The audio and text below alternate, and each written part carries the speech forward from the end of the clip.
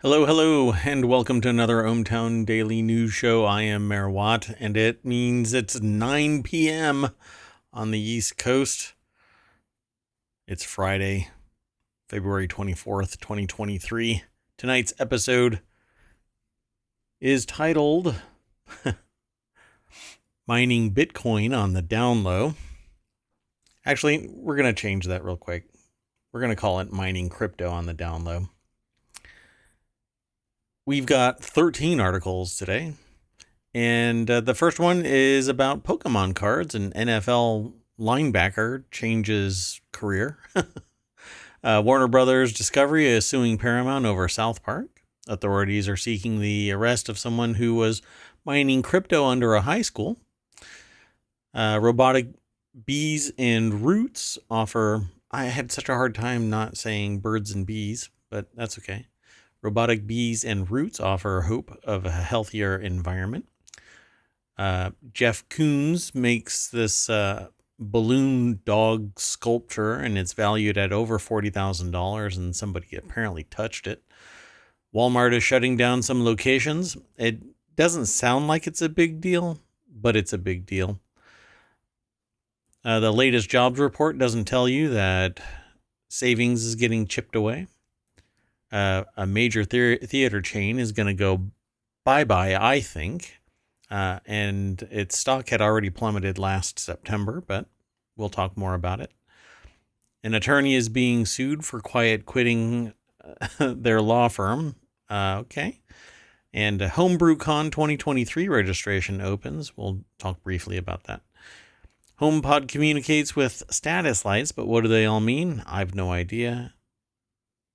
We'll talk about that. And finally, all this author, and not me, the author of the article, wants to do is touch this shiny black fidget putty. But it's not really fidget putty. Want to get into it? Let's go.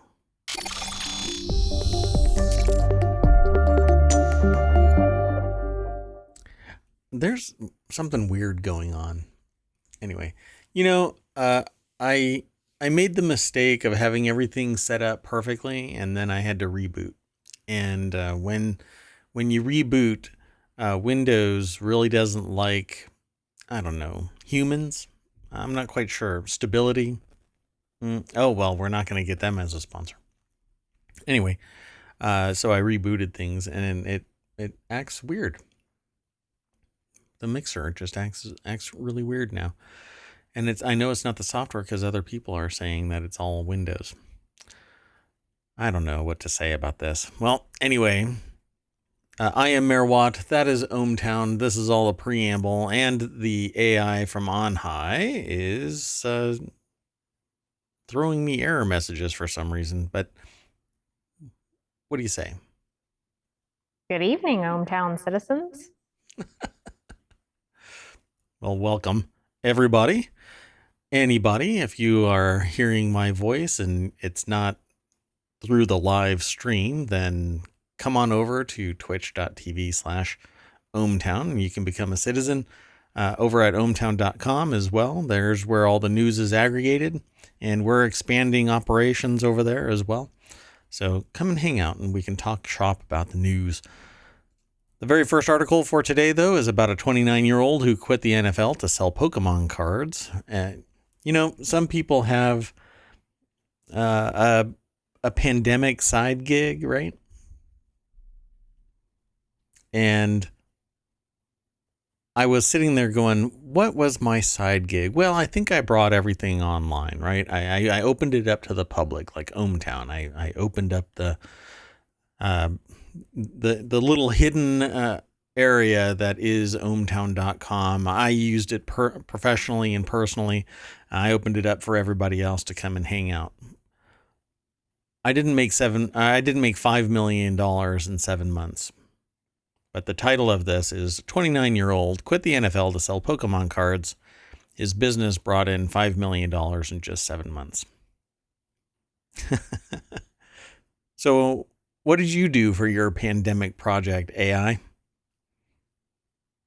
Binge watch TV. Oh, well, that's admirable, actually, for an AI. So former NFL linebacker Blake Martinez quit football to sell Pokemon cards, and his company Blake's Breaks has brought in $5 million in the last 7 months. Well, I know a little bit about what went down with this. Megan Sauer, by the way, or Soar, I'm not sure how to pronounce their last name. It might be Sauer. Anyway, over at cnbc.com in a section called Make It, whenever somebody gets written about, it's the anomaly. For some reason, it's the anomaly. It's not just the standard everyday Joe. Well, Blake Martinez was on the team of the New York Giants. He had already made just gobs of money and then blew out his ACL.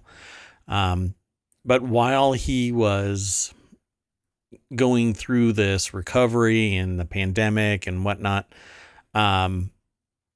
he started trading, selling, flipping Pokemon cards. And now the side gig is the main gig, I guess. Probably not, though. He had amassed more than $28 million in earnings already during his 6-year professional career. So whenever I read about these things, my business mind is a lot of people will turn to this and go, oh, I hero worship this kind of thing. But it's the anomaly, and I want to be real with people that you can have ambition and you can be like this. You can aspire to be like this, but the chances of you amassing $28 million in your primary 9-to-5 gig so that you can, when you tear your ACL running from the parking lot into your office, pivot over to selling Pokemon cards is zero, pretty much approaching zero. I'll give you a really far out, like 0.0001% chance. So I always tear these things apart, but I try and look at them as aspirational. So Martinez jumped on the trend in March of 2020, I think it is, buying a couple of boxes of cards for $30,000. Paying a premium to buy vintage packs to try to get the collection back, then realize that the cards are not 99 cents anymore. There are packs that are worth $500,000. I mean, that's part of the problem here. Most people can't afford to start up with that amount of cost. But what I did find interesting is he started with the cards actually way back. It said when he was 6, I think. So Right. I kind of liked that because he returned to what he had made some money on as a kid. Yeah.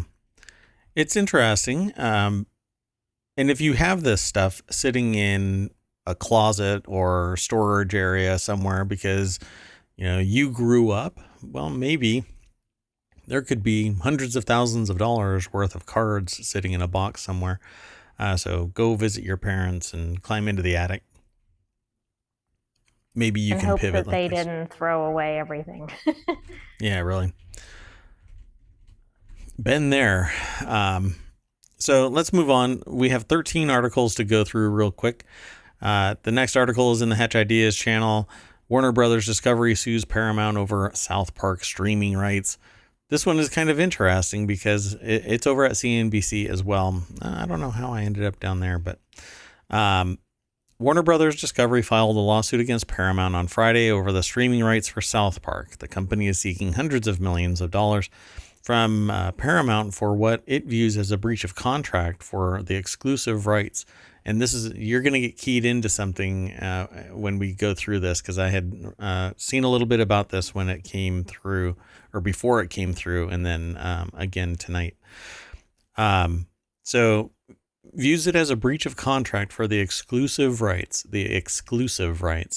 to the comedic cartoon, which lives on Warner Brothers Discovery HBO Max. And Paramount said in a statement that the claims were without merit and believes it is still adhering to its contract. But there's a lot to it. So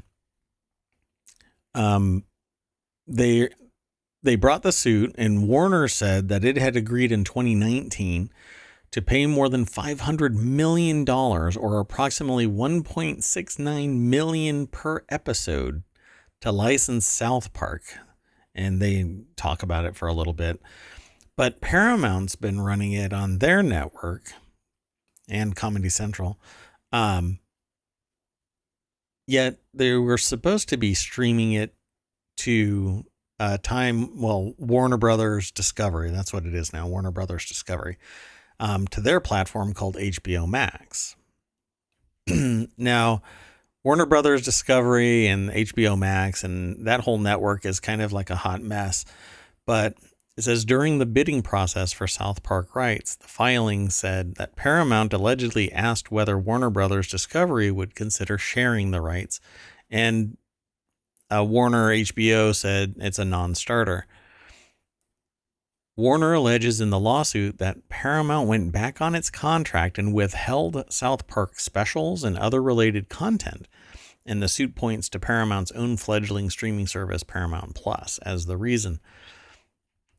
Well, what actually apparently has transpired is that Paramount has been streaming it to HBO Max on time, on target, but not getting compensated for it.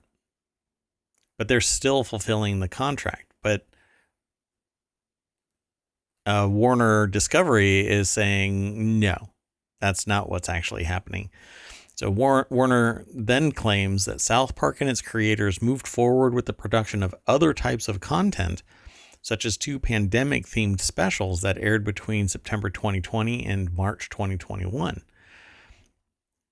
But maybe that didn't go over to HBO Max. They further allege that the scheme was in the works when Paramount's subsidiary MTV signed a deal with South Park creators in 2021, which called for exclusive content for Paramount Plus, reportedly worth $900 million.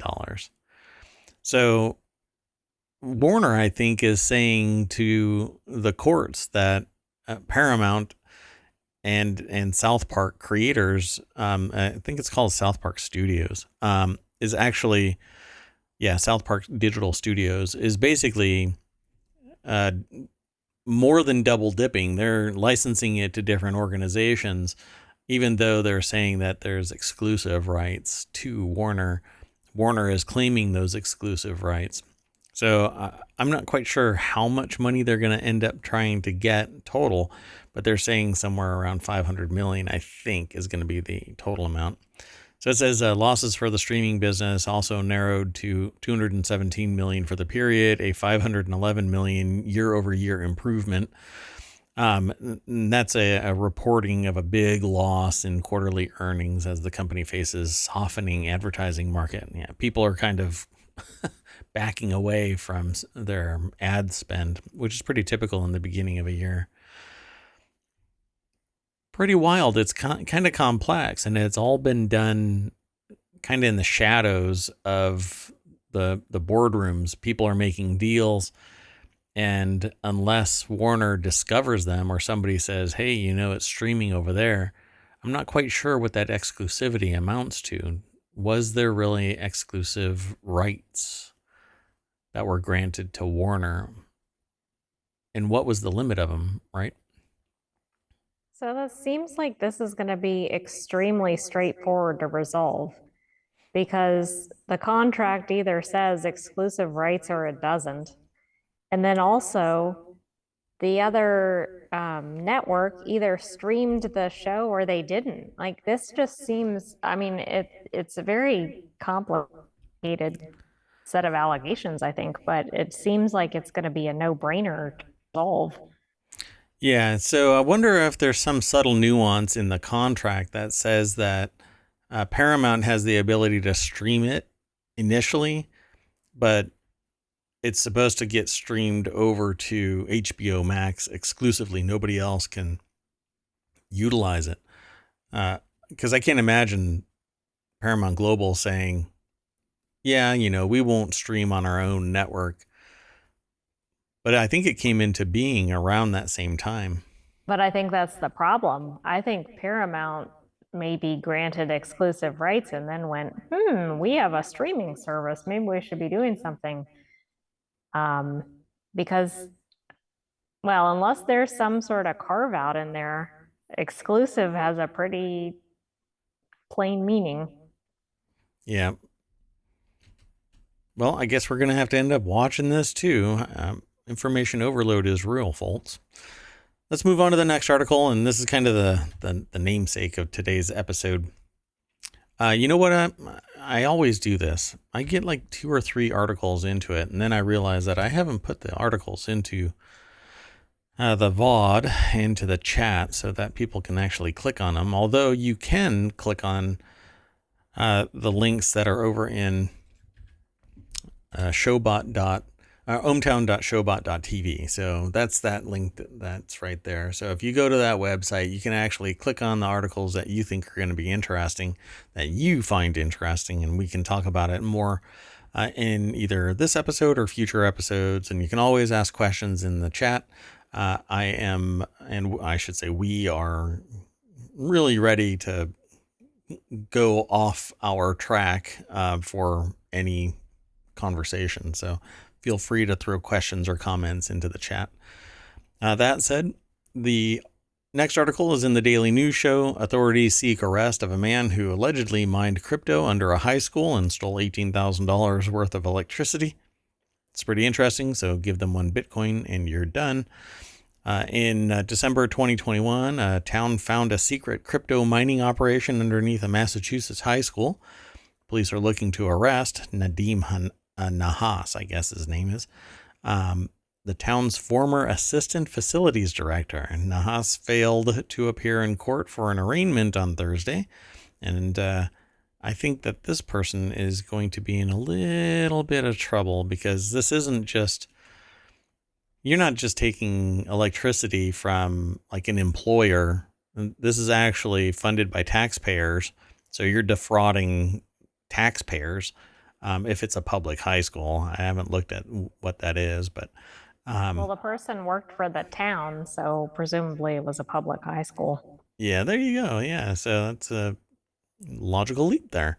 Jennifer Soar is the author over at BusinessInsider.com, and let's see if there's anything else in a summary. So yeah, arraigned on Thursday on charges of vandalizing a school and stealing $18,000 worth of electricity. Vandalizing, it seems kind of interesting, right? They Yeah, I mean, for crypto mining, don't they just need to set up, for instance, computers? I mean, and what get do electrical. they do? Like cut cables or something? I can't really imagine where the vandalizing would come into play. Maybe he created his own door to get in and out and cut cables, power lines, so that he could actually get power to the computers. Says the town discovered 11 computers, electrical wiring, and ductwork in the crawl space of Cohasset High School in December 2021. Interesting. So how did the duct work happen without anybody noticing? Like, isn't that kind of noisy? Well, coming from experience, if you act like you know what you're doing, people tend not to question unless you're trained to question. And so, you put on a work shirt and say that you're doing HVAC, and oddly enough, people just go, oh, okay. That's why whenever I talk to people about stuff like this, I say trust but verify. Yeah, sure, okay.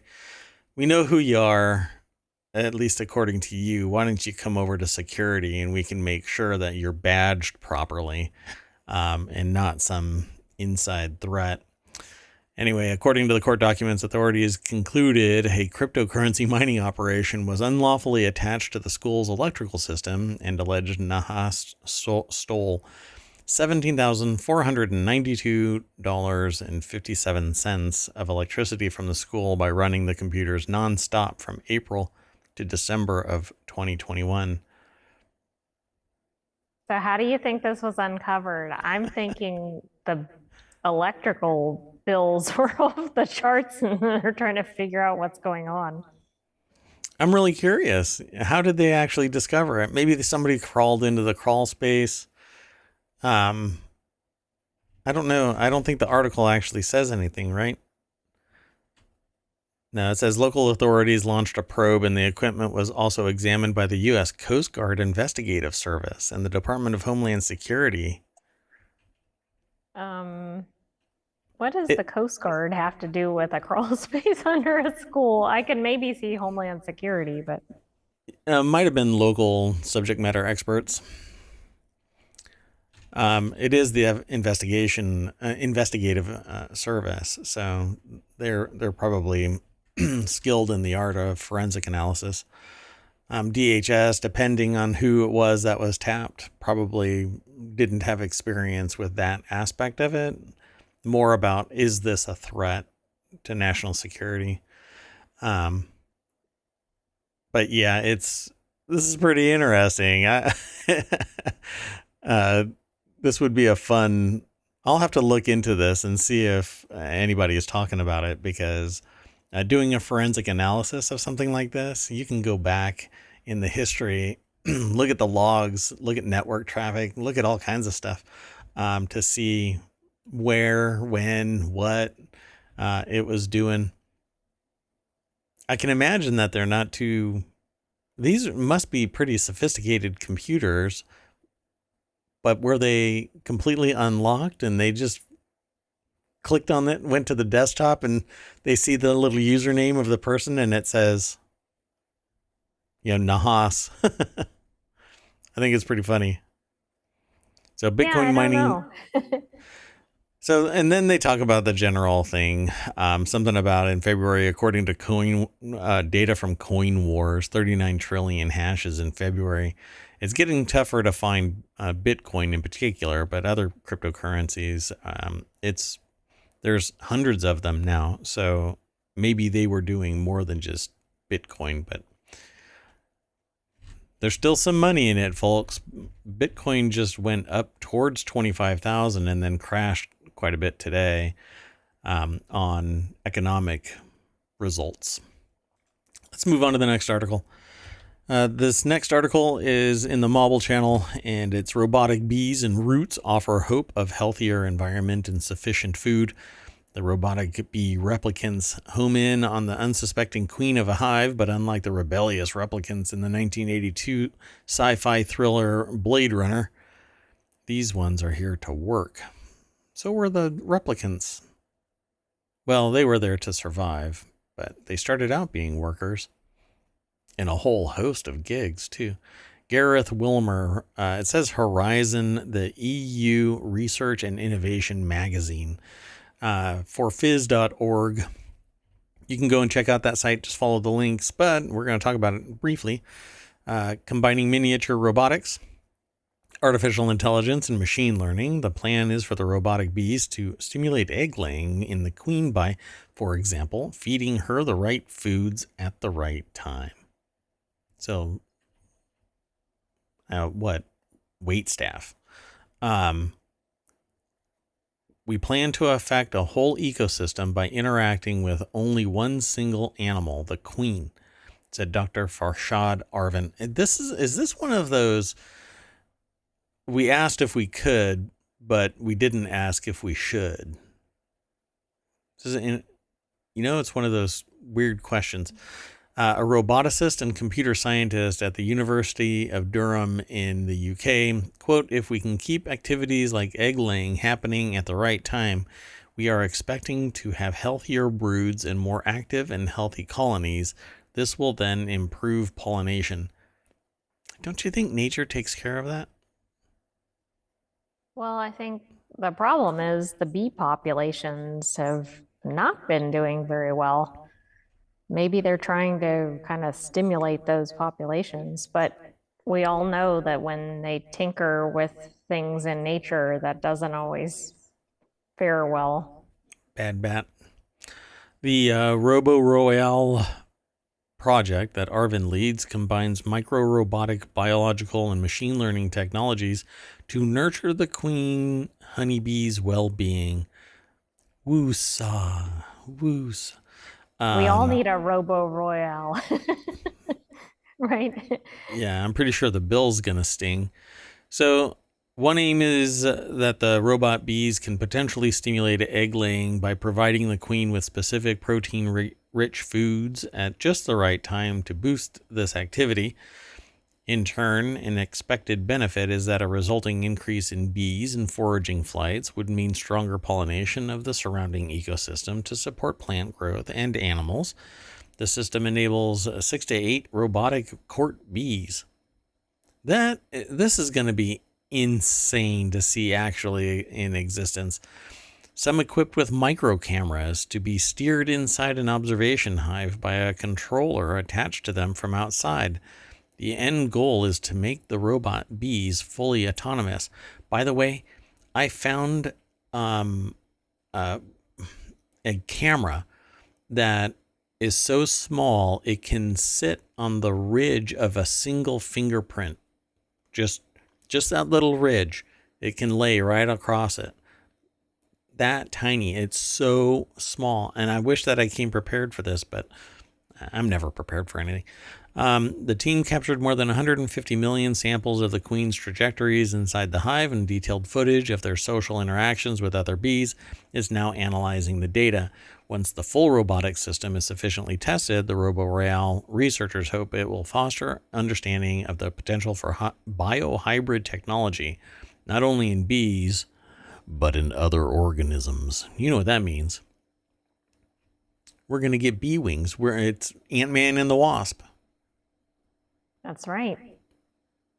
I We're want to going see the camera view from the Robo Royale. Like, I think that'll look cool. to. It says the concept design of RoboRoyale robotic controller. I'm not sure if I'm I guess I'm not very good at imagination because this is not helping. Because it looks like a This giant make contraption, right? right, but I thought it sounded almost like a little mini drone or something from how they were describing it. Yeah, and this embodiment looks like it's a big contraption and it has like puppet master armatures coming down to guide fake agents, is what they call it, but fake bees to come and help the queen. I don't know. I don't know. This is weird. There is a whole lot more to this article, so I would suggest just following the link and scooting on over there. And I don't know, maybe we can make a buzz for this article. Yeah. You want to move on to the next article? Yeah. Sounds good. Yeah. Okay. So Jeff Koons' balloon dog sculpture, valued at over $40,000, accidentally shattered at Miami Art Festival, and one collector wants to buy the pieces. This is in the Daily News Show channel over at ohmTown.com, but it was aggregated by my algorithm from BusinessInsider.com. Aaron McDade is the author of this, and I wish that if you're in the podcast, that you would look this up. Just look up Jeff Koons, Koons, balloon dog. Even if you misspell Koons, you could probably just type in balloon dog sculpture and that would pop it up. But this article has a great picture of what it looked before the oops took place. It looks like a shiny metallic balloon, the ones that are slowly being made illegal in various countries. I think right And in now California. it's illegal in California, and I think all of the UK now has banned metallic balloons. I think we did well, it might be before the AI was activated, where we did an article in it or about it. So a woman that was attending the event allegedly tapped the sculpture and it fell off its stand. And one collector told the Miami Herald and NPR that they were interested in buying the pieces, as its breaking is part of the sculpture's story. So I guess he's breaking into the market of damaged art. Hey, That kind of a business is an art unto itself. Anyway, Buying broken sculptures. shattering the glass ceiling of broken sculpture. One of Jeff Koons's famous balloon dog sculptures was broken. I've actually seen this thing in its broken state. Not physically, I've seen video of it in its broken state. And when you look at it, you think that maybe it was solid or something like that, but it's actually pretty wafer thin ceramic. It's not glass per se, like clear glass. It isn't clay. It was ceramic. And I think it's somewhere to the tune of maybe an eighth, maybe a 16th of an inch thick. I think 16th is probably the closest. I'm actually more in awe that it was created at all, because I don't know how he created those. I mean, look at this thing. It looks like balloon Yeah. sculpture. It looks So metallic, kind of. yeah, and it's been coated with something metallic, make it shiny. This one is blue. I guess there's others, but I'm astonished that the thing was even created. I mean, I've seen some pretty amazing art pieces, but I've never seen anything like that. That one's really cool. So the Herald reported that the sound of the sculpture shattering drew a large crowd, and some wondered whether the piece breaking was part of a larger performance art exhibit, kind of like stapling a banana to a wall and calling it art, or what's the person, artsy or Banksy. Banksy. Sorry, I don't know why I said artsy. Anyway, because it is artsy, but anyway. So one person says, I find value in it even when it's broken. Gamson told the Herald, to me, it's the story. It makes the art even more interesting. I guess he could get it at a discount. Some of Koons' most famous works include his incredibly realistic balloon animal sculptures, and the world renowned artist has sold works for some of the highest prices ever paid for works from a living artist. So I guess this guy doesn't mess around. Yeah, I wish that they would have included the video. The video is actually over on Instagram, but if you do a search for it, you will find it on YouTube and other places. So give it a shot and go and check it out. Let me throw this as well into the chat. You can go and check it out. So the next article is Walmart is going to be closing some of these shops. The only reason, and I'm just going to say it briefly, this doesn't bode well, mainly because Walmart doesn't tend to shut down operations as far as I recall. But they're shutting down 7 stores and then turning 2 locations into pickup only. So basically a warehouse operation. Gabrielle Benez is the author of this article. And Walmart has 5,000 locations in the U.S. It's thought to be the nation's largest private employer, and it also has a local minimum wage setter. So it'll actually pay more for people to be like the door attendants kind of thing, all the way up. You know, they tend to set that wage. And the company CEO, Doug McMillan, said in December that retail theft could drive the company to close stores, because what's been happening is people just run in, grab stuff, run out.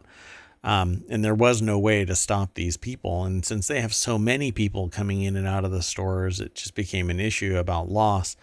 They had been doing some really weird things about trying to stop it by locking things down physically into the store. And it just kind of became untenable because somebody was trying to get makeup, I think, from one case, and it was padlocked. So pretty rather absurd, but it's really because nobody is authorized and the liability is really high when you try and stop somebody. When I was first in retail, we could probably clothesline somebody, but as I left retail, we were told that we weren't allowed to touch anybody. And it's all because of liability for harming somebody who's stealing from the store. And the argument has always been, well, you have insurance and you can always get a new whatever it is, but, harming somebody isn't right, that kind of thing. And it's not as easy as that, because with every theft, insurance goes up, and the average insurance goes up for everybody in high theft areas because of the theft. So it almost degrades the benefits of running an operation in high crime area. As it increases, your financial burden does just to exist. Well, anyway, the consumer is still very pressured, Rainey told CNBC. And if you look at economic indicators, balance sheets are running thinner and savings rates are declining relative to previous periods. And so that's why they take a pretty cautious outlook on the rest of the year. So they're going to be shutting down operations to extend the runway. But this is only 9 out of the 5,000 stores. So it's not that big of a deal. But wait, let's see what ends up happening, because this is the initial shot across the bow, so to speak. Let's see what happens to the stock in the coming days and weeks.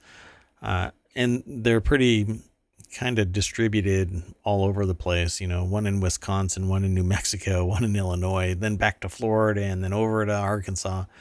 They're pretty much all over. So I guess we'll see what ends up happening. Yeah, I think I think it's an indicator too, because Walmart, you don't normally see that they're expanding or they're doing this or that. And if they're shutting down, I think we'll see more of this from we have seen a lot of this from other retailers during the pandemic, but will we see more? Because Walmart is pretty well situated financially. And if they can't keep stores open, what does that mean for others? Yeah, so back in 2022, the pandemic drove them to close stores, but what I'm reading is that they included stores, 160 locations over the past 6 years. So I'm not sure this is the limit. This is not going to be the end of it. I think that as more companies are retracting and firing people and raising costs, Walmart is going to either have to lower the price of its $2 eggs more so that people keep on buying there, or they're going to have to start closing down stores themselves to extend their runway. But they've got billions in their coffers, so maybe it won't amount to anything at the end of the day. But I thought it was interesting. Thing kind of buried in here too, because the 2 pickup locations were apparently converted from regular stores to pickup, and then those are being closed. So I think that's kind of interesting about whether that model works, because I would think most retail locations could do well as a pickup only location, except a place like Walmart probably banks on people picking up extra stuff when they step into the store. Right. Yeah. But they even reiterate in the article, we have nearly 5,000 stores across the U.S., and unfortunately, some do not meet our financial expectations. So maybe these are indicators of depressed areas. So I wonder if this might be the leading indicator for depressed locations, these in particular. I can imagine that a store like this shutting down, the employees are now unemployed. It's no longer a distribution node either. So it's not like people can buy and it just gets sent out from these locations. Yeah, we'll have to see just what ends up happening. But if it stops at 9, I'd be surprised. I think it's probably going to end up closer to that 100. Let's move on to the next article. This next article is over in the Bead Baby channel, which is actually a channel that I want to spin up that focuses on like jewel crafting, artisan sales of beads and jewelry and findings and stuff like that, and do it live here on Twitch. That said, it's still in development. We're still looking at things, but this is from one of the artisans over at a website that I tend to go to periodically to get inspiration. And that's the Beading Gem, which is actually a person, but the site is named after them.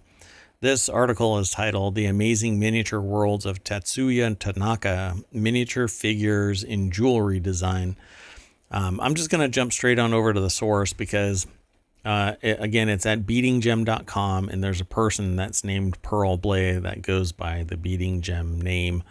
And you're looking at, or I should say we are looking at, and maybe if you're in chat, you're looking at an iPhone, and on it are a whole bunch of people that are little tiny figures sitting down fishing on or standing on what is probably interpreted as ice. So they're ice fishing into the little blue marks for something that is turned on, like an alarm, because that's what they're standing on, is the clock app. Pretty neat interpretation.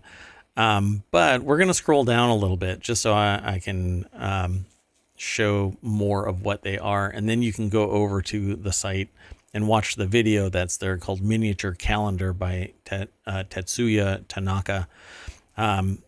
So this person actually has been doing this for a while, close to 13 years, 12 years, I think they're at right now.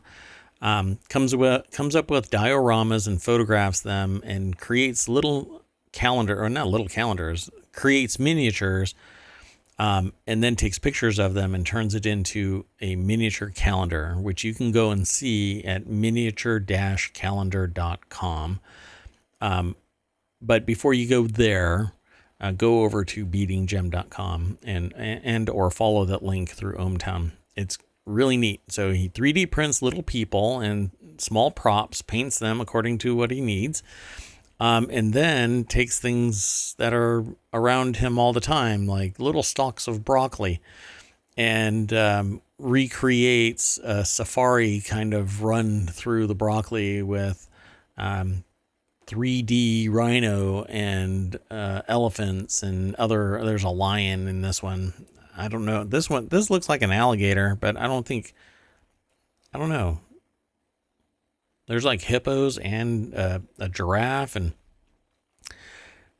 then there's two Jeeps, and in the Jeep there's actually a little 3D printed figure, and they've painted that figure, and it's actually a calendar. On it is 2/20 Saturday. That's the date for that particular calendar, so 2/20/2023. And there's a person sitting in a sponge, but it's a bath, and recreated the Beatles walking across their what was it called? Abbey Road. That's right. Yeah. And that's for June 29th, 2022, and so on and so forth. And taking common things, putting 3D printed figurines on it after they've painted them, and then taking pictures and turning it into a calendar. Oh, these are really cool. There's one with staples and a stapler. It makes it look like a park or something. Yeah, look at that one. What do you think that one is? Skiing down some sort of vegetable, but it looks like a snow slope. Yeah. Ski slope. Pretty neat, right? And the gondolas that are for bringing people up the mountain are the peelers. That's really great. Just very ingenious, right? Yeah. So this is supposed to be like the Taj Mahal kind of a thing. But it's right? actually chess pieces. Yeah, but it's chess pieces. It's pretty neat. Just one thing after another. I mean, the creativity is pretty amazing. So, and then it changes into some jewelry work. So, But I was more interested in the little dioramas. So you can go and check out the rest of the pictures. Just go over to the site through ohmTown. And thanks. Let's move on to the next article. This next one is in the Mobile Channel, What the Latest Jobs Report Doesn't Tell You, Chipping Away at Income. Look at the country's current job situation, and what do you see? An unemployment rate that's at its lowest in 54 years. Nearly 2 open jobs for every 1 unemployed worker, more than 500,000 jobs created in January alone, crushing the estimate of most experts. But if you take a closer look, as the author did, with February's U.S. Census Bureau Household Pulse Survey, what do you see? 1 out of every 9 American adults, or nearly 12%, experienced a loss of employment income in January. So how is that possible? People aren't working. Christian Wurstel is an opinion contributor over at The Hill and wrote this article. So wages are expected to increase 4.6% in 2023 as a partial result. Companies are desperate to hire amidst a worker shortage that has left millions more open jobs than unemployed workers. And most people would assume that the employee has all of the leverage here. Well, it's always the person that's providing the job that there's a power imbalance here. So this person did an analysis of the census data that suggests shots have been fired and holes are abound. Let's see. For one, many people are technically employed by the definition of the U.S. Bureau of Labor Statistics, but hardly meet the definition in more practical terms. This is something that I've brought up before, as well as there are people who are not seeking a job and therefore they are not counted as unemployed because they're not a job seeker. And the way that you're defined as a job seeker is that you're applying for jobs. And if you don't apply, guess what? You're not even counted as someone that's, unemployed or seeking employment.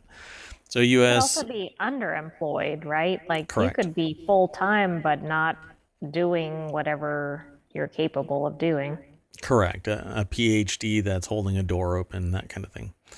Now, hell, they may have obtained a PhD and they love doing what they're doing, holding a door open, but that's not necessarily by choice, and it's defined by arguably a discussion somewhere. But it's all anecdotal when I say I hardly ever hear of conversations about people asking you if you're happy with your job. So around 40% of Americans have a second source of income, many of whom need it just to get by. Side hustles can be fleeting, especially post-holiday season. More than 60% of Americans are living paycheck to paycheck. Nearly as many Americans have less than $1,000 in savings. I just talked to somebody that said that they've finally saved up enough money, but because their car is needing repair, they're now losing all of that money. So they're living month to month. So this contributor says, don't get me wrong, we should all applaud the low unemployment rates, especially among women and minorities. We should breathe a little sigh of relief at the promising jobs report, and that we should feel plenty of optimism in our job security. But not to forget that things are not always as they seem. There was a typo in this article, but I'm actually going to draw attention to that later. There's another article in here that's going to throw a percentage out, and you don't have any understanding of that percentage without the actual statistical significance of it. Something reported as being 100% is almost always so low it's statistically insignificant, and might represent 2 people who happen to be in the same household and have the same ideological bent. Hence, you end up with things like I won't get there. Well, But you should always look at the sample size if it's a survey or some kind of statistic. right. And here we go. So This is an article in the Hatch Ideas channel, which is all about business transformation, and tends to kind of knock onto intellectual property and copyright, trademarks, patents, things like that. Anything that really gives a benefit to a company to not stray, but stay strategically sound. So this is a theater chain stock plummets over 30% after revealing shareholders will lose all equity amid bankruptcy. So Cineworld, which owns a popular movie theater called Regal Cinemas, has filed for Chapter 11 bankruptcy protection in the U.S. Back in September of 2022. If you go and look at their stock chart, they basically, well, there was an aspiration of a dead cat bounce. It didn't bounce very high, so it just hit the ground and splatted. But let's go over to this article. It's in entrepreneur.com. Emily Rella, or maybe Rhea, is the author of this article. And it says, although moviegoers have been able to return to the cinema, the companies themselves are having a much harder time bouncing back. One such company is UK-based Cineworld, which owns Cinnabon. No, they don't own Cinnabon. I was cracking a joke because of the way it's spelled. The way it sounds, I should say. Cineworld owns a very well-known chain, Regal Cinemas, which has declared Chapter 11 bankruptcy protection in its U.S. markets. Now, the company announced that it expects shareholders to have equity completely wiped out as they've been unable to find a buyer, which basically means all of their assets are going to be sold to recover as much for the stakeholders. And by that, I mean they have so much debt that if they liquidate everything, it'll be going to those debtors and nobody will have any value in the stock. Not unless somebody comes in at the last minute, swoops up the carcass and resurrects it by injecting a massive amount of money. And even then, the only way that that's going to happen is if all of the debtors say, yeah, we'll accept whatever it is just so that we make 3 more cents on the dollar. But when you take a look at the stock ticker, it's actually at 3 cents a share. So when they say that it went down 30%, it actually went down a penny. Yeah, that's a little misleading. Yeah, because it makes it sound like it was a $30,000 a share stock and it lost $10,000. No. So the company noted that they did not receive any all cash bids. The theater, and when they say that, the only way that they're going to get an all cash bid is, like I just said, I would roll in there with a contract that says you accept what I'm giving you and you charge off all debts, remove any burden from this company, and I'll buy all of the material, keep everybody employed, keep everything in situ, keep the name Regal Cinemas, pull Cineworld away from it, and I'll own that company. But I'm not going to pay more than maybe, it would be kind of ridiculous, 5 cents. Because you could arguably strategically scoop up all of this stuff in an auction, because it's going to get parted out. There's going to be corporate auctions selling all of this equipment in a heartbeat, just so that the people who are bearing the financial responsibility for these assets get some money back. But they're going to charge on as if everything is normal. The theater chain plans to operate business as usual in all of its global markets as the restructuring continues, including continuing to honor all terms of existing membership programs such as Regal Unlimited, Regal Crown Club in the U.S. But this is a bankruptcy in the U.S. So what went on in the U.S. where it's not being mentioned that it's closing down elsewhere? Because it says Cineworld oversees theater chains Regal Cinemas, Cinema City, Picture House, and Yes Planet. The chain has multiple locations across multiple countries, with its strongest markets being the UK and the US. So, how much of the value of the U.S. market was exfiltrated um, to their home base, which is the UK? It's not the U.S. Yeah, I was surprised to see this was a UK company because I'm used to the Regal presence in the US. And Yeah. that's a little bit unusual to have a UK owned um, US company. I mean, not impossible. Yeah, not really. Yeah. So, according to Reuters, Cineworld was seeing a net debt of 8.81 billion by the end of last June, including lease liabilities. So they weathered the entire pandemic and then managed to do this instead of doing what Walmart is doing with 5,000 stores and starting to shave off the ones that are definitely not going to be able to pull their own weight, let alone save the rest of the company. Um, they kept on kind of kicking the can down the road, it sounds like.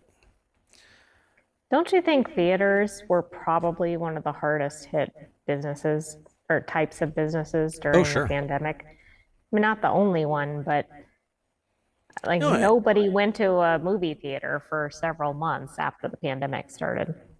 well, Maybe more than months. I'd say a good year and a half, nobody went to a theater because it was either barred entirely by either state mandate or federal mandate. But when they did open their doors, they had to be 6 feet apart. You're still in close approximation of each other. I wouldn't go into a theater uh, uh, unless uh, the fountain of youth could be at the bottom of that theater, and I would still struggle to go in there. Uh, it was barbers, haircut places, right? Gyms and movie theaters that basically shut down entirely, and it's all because the spread of COVID was so palpable. You go into a room that has a whole bunch of people breathing heavy, sweating and coughing, and right next to you cutting your hair and exhaling constantly, you're going to get COVID. Nobody wanted that. So here we are. Oh, you know what? Did I not? Yeah, I didn't throw that into the chat either. I am slacking.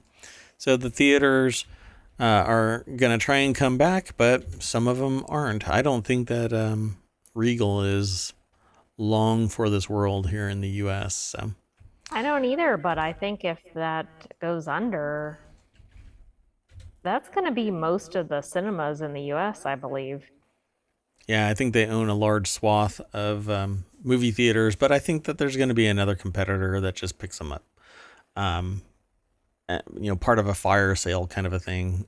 There are others that are still doing okay, and they may see this as, well, let me leverage my success and then take these over, slap my name on it, and I have instant operation. I could even keep the same people hired as long as they were good performers, just re-interview. Let's move on to the next article. This next one is in the Law Nerd channel, and it's titled "Attorney Sued for Quiet Quitting Her Law Firm Job." Can you get sued for quiet quitting your job? Well, you know what? An attorney's going to find out. If anybody's going to find out if you can be sued for quiet quitting, it's going to be an attorney working for a law firm who decided to quiet quit. So Catherine Rubino over at AboveTheLaw.com wrote this article, and it starts out with the pandemic changed society in a number of ways, but in terms of working lives, the biggest impact of COVID was the ubiquity of working from home. So it says yesterday, a New York-based litigation firm Napoli Skolnick sued one of its attorneys, Heather Palmore, and her law firm, the Palmore Group PC, for multiple counts, including breach of contract, breach of fiduciary duty of loyalty, aiding and abetting breach of fiduciary duty of loyalty, injurious falsehood, unjust enrichment, declaratory judgment, and constructive trust. This is the only way that you can possibly get this contraption of legal bingo is from a law firm. You you won't even be able to. You could sue somebody and have all of these elements in your case, and the law firm wouldn't construct this sentence on your behalf to prosecute somebody. This is the kind of thing where you piss somebody off and now you're about to pay the price. What's interesting, though, is that um, it's a litigation firm, Napoli Skolnick, that's suing one of its attorneys, Heather Palmore, who has their own law firm, the Palmore Group PC. So are Don't they a you think sub? that's the root issue? I bet they're a competitor. So according to the complaint, Palmore quiet quit her job at the plaintiff's law firm while she worked at her own practice. There you go. Which actually, it's a conflict of interest. They shouldn't have, she should, well, she's going to lose this hands down. Unless somewhere along the line, there was a I quit letter that went out. Yeah, but I think she was still getting paid by the original firm. Yeah, let's find And out. she was probably billing, so then there's a problem too from the firm to the clients. And telling that client, hey, you're actually working for my law firm. Oh, right. Or I should say, I'm working for my law firm. I'm just providing these services. So according to the complaint, Palmore quiet quit her job at the plaintiff's law firm while she worked at her own practice in pursuit of personal pecuniary, I love that word, pecuniary gain. Why not just say personal profits? Defendant Palmore misrepresented her skill set, experience, and book of business to obtain a position with Napoli Skolnick, where she took advantage of the new remote work environment to quiet quit her job and simultaneously worked for two law firms at once, both plaintiff and the defendant Palmore Law Group, in violation of her employment agreement and New York law. So this again is one of those things where they got her like dead to rights, right? So the complaint alleges that the defendant's law firm operated in competition with her employer, quiet quitting and working multiple jobs, collecting a one of the most substantial draws in the entire firm from Napoli Skolnick while performing little to no work for Napoli Skolnick, and while directly competing with the firm by simultaneously running the defendant Palmore Law Group PC. These actions were in direct violation of her employment. This is just basically referencing the fact that she was getting a draw from. It makes her sound like she was a partner, though. Right? Yeah, I mean, it does because like the book of business and everything, at least it sounds like she was supposedly a rainmaker for that firm. So it's That, interesting. that's certainly where it's coming from. The complaint goes on to allege that Palmore's timesheets were also fabrications unsupported by the legal work the defendant accomplished. That is interesting, because you would have to have complaints from your clients saying that I'm not getting. Well, at some point, you'd fail the client because if you, number one, you're billing for things that you're not performing. But Right. secondly, what if you're in litigation or something? If you didn't actually do the work, did you turn in a shoddy filing or something? I mean, there's a work product audit. You got to make sure that your documents. Who's the paralegal that's watching this? Well, So who's the billing attorney? Why? I mean, just there's so many questions. yeah, I mean, and if they're a distance, then you're a paralegal is doing a lot of your accounting as an attorney. Like, you basically tell the paralegal and your support staff, this is what I'm doing, and go and bill, that kind of thing. And when you are teleworking, that paralegal is way outside arm's reach of the attorney. They could turn to another partner and just say, hey, I'm not getting any work product, but I'm billing people. Because it's not, there's really no love lost in a law firm. If somebody's a bad performer, then it's looking really bad on the reputation of the entire firm, everybody involved. and people talk. So further, the complaint accuses Palmer of attempting to extort money from the firm by making false and defamatory claims of discrimination directed to others without any factual basis once her scheme was discovered. Yeah, this is just a hot mess. Wow. So it says, as we stated in our papers, Ms. Palmore misrepresented her skill set, experience, and book of business to obtain a position with Napoli Skolnick. She then directly competed with Napoli Skolnick by leading her own law firm. So when she hung her own shingle, that book of business, although it may have been weak to Napoli Skolnick, ultimately it was enough to keep her employed. So I don't know if the book of business, maybe it was misrepresented to Skolnick, but not to herself, obviously. Right. Or maybe she presented it, but then actually brought it to her own firm. I don't know. Pretty wild. Yeah, so Widger Law partner David Gottlieb has a markedly different take on the events that occurred. Napoli Skolnick filed this completely bogus, preemptive lawsuit only after Ms. Palmore raised serious claims of discrimination against the firm and was preparing to file her own action, Gottlieb. This preemptive lawsuit is a transparent and ill-advised attempt to try to gain some perceived strategic advantage, but it is obviously an act of blatant retaliation. We will be moving forward with Ms. Palmore's lawsuit in short order, which will include claims based on this retaliatory conduct. Interesting. I mean, this basically amounts to, they said kind of a thing, but this is a very elaborate, like the word soup here for the Skolnick firm is very expansive, deliberate in saying just how incapable Palmore really was.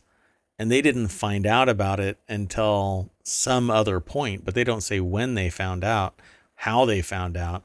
They just say that the book of business wasn't right. She was erroneously billing people, etc., misrepresenting her skills and so on. But she had her own firm.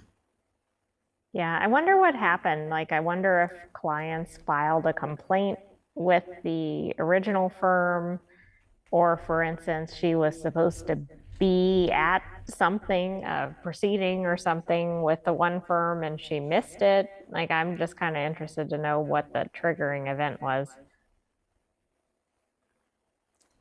Yeah, maybe, I don't know. Above the Law does a really good job at doing a synopsis of a case that rolls across their radar, and I don't think anything would be missing. Anything substantial would be missing from this, but I don't see what it was. They say that Skolnick was not Skolnick. They say that Palmore was performing little to no work, and competing directly with the firm while simultaneously working for the firm, right? So I don't know, but you never want to piss off attorneys. You just never do. So follow this link. Go through ohmTown over to Above the Law and read the rest of this. You'll get a kick out of the style of writing and maybe suss out some more information from this. So let's keep on trucking through this. The next three are pretty quick articles. Just wanted to let people who are interested in this know HomebrewCon 2023 registration opens on March 7th. This is in a channel that is, I call Of the Brew, but it's the Order of the Brew.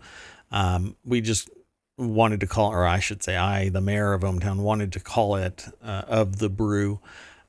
Because you can be a member of the brew, or a brotherhood of the brew, or sisterhood of the brew, or personhood of the brew, or anything of the brew. And the whole idea is to talk about beer. So HomebrewCon 2023 registration opens March 7th. And if you follow this link, it'll take you over to Homebrewers Association. .org, and it actually shows you recipes, how to actually make the beer. You can get equipment and find breweries and do all kinds of stuff at this site. So if you're into this kind of a thing, follow the link and go over there and check it out.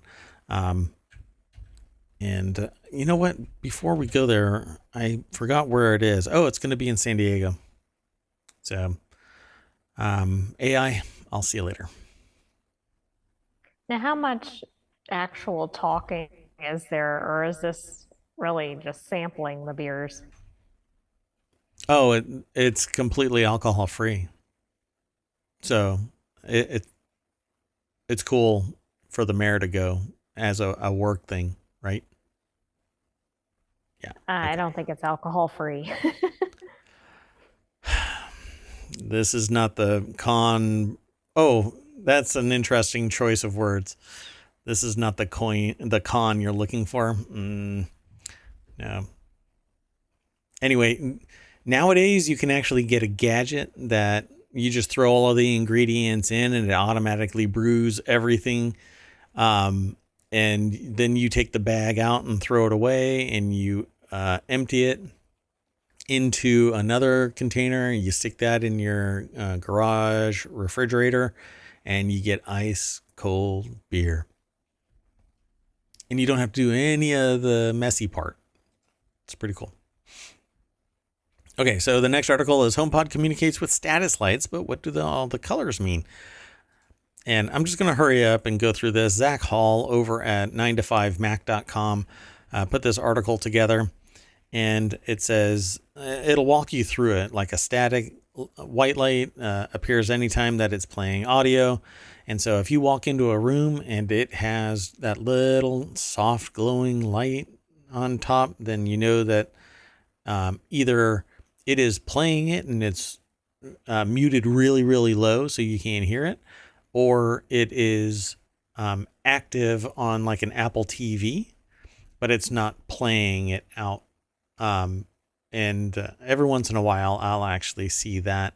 And it's because I've paused something and it's still remaining a little bit white light for some reason. I'm not sure why it does that kind of thing. It says you'll see this faint glow if you're playing music or podcasts with Siri using HomePod for your home theater speakers or airplaying audio of any type from another device. So that's what it's talking about, or that's what I was talking about. Now, I've never seen this. So the status light lets you appears when you're using HomePod for phone calls, and I don't use the HomePod for phone calls. And then there's maintenance lights, like a little swirling white one. I think so the white spinning light appears anytime the HomePod is being powered on or is going through a software update. And it's basically reattaching to the network as well, as far as I know. That all-in-one type of operation, it's rebooting. I've never seen an orange one, but it says a much less common status light. But they say that it's no reason for concern. The orange flashing light will only appear on a HomePod Mini, and that's because it doesn't integrate the power supply inside the speaker housing. So I guess it's about, it uses, I'm not quite sure what is going on. So you'll see the orange light when the HomePod Mini is connected to a computer. This is even more rare as it's only needed when troubleshooting a software error on the HomePod. And then there's the spinning red one. Unlike Xbox consoles, the red ring is not of its demise. It simply means that you are about to reset the HomePod to factory settings. And then a flashing light, it's an SOS sign from your HomePod.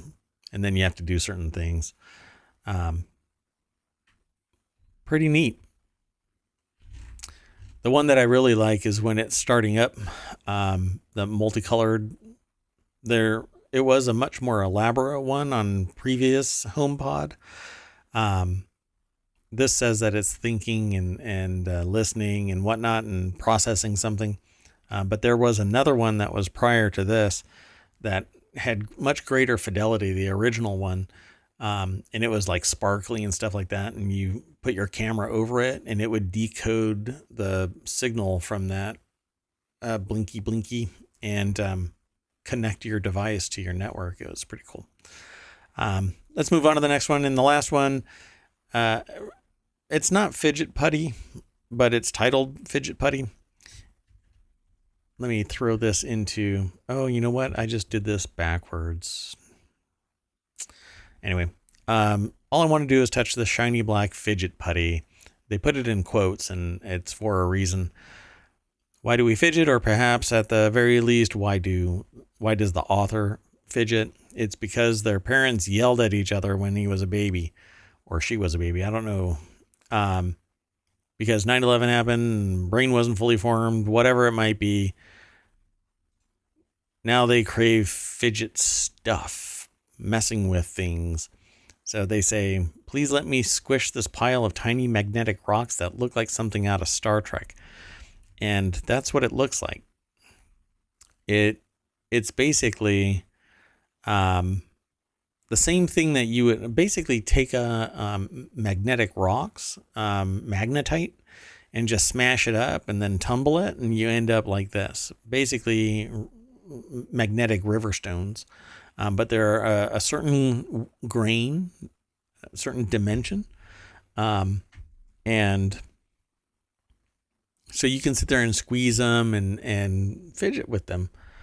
I'm not quite sure why they wouldn't run afoul of certain rules, because I think that those little I'll say the author of this article. This is over at vice.com. Angel Kilmister is the author of this, and it's titled All I Want is to touch this shiny black fidget putty. But it's actually just little magnetic rocks. And they do a massive share of their personal life. But I'm sure it's fine with them. And they talk about Americans, 30% of Americans suffering from anxiety disorders in some form, and fidget toys and ASMR and things like that actually help people out. But this is kind of like those little magnetic balls that kids were apparently swallowing those things, and it was getting their stomachs all tied up. And this is it just doesn't seem any different than that. And that other stuff was actually banned. So I don't know what the fate of this will be, but it says that they spent a lot of time in Sharper Image, and they like objects, it says objects that look straight out of the shelves of a Star Trek Enterprise. It's an interesting writing style. And it says their powerful Prometheus vibe. These glossy little stones are squishable, stackable, and wildly satisfying to mess with, pick up, drop, tap, massage. And they kind of just revel in it. As long as the magnetic field is strong enough to stick them all together, I think that it would be fun to mess around with it. But I'm more prone to put something like that inside one of those really heavy-duty balloons and tie the end off, so I know that this stuff isn't going to go anywhere, and then I can just squeeze it to my heart's content without fear of dropping one and a pet scooping it up or whatever else you want to call it. Pretty cool. Interesting, at least. Yeah, it is. I mean, I kind of wonder how we all got by without any kind of fidget toys or whatever, but I Yeah, think all these things are neat. depending on who you talk to, apparently we like set buildings on fire and absconded cars and all kinds of stuff.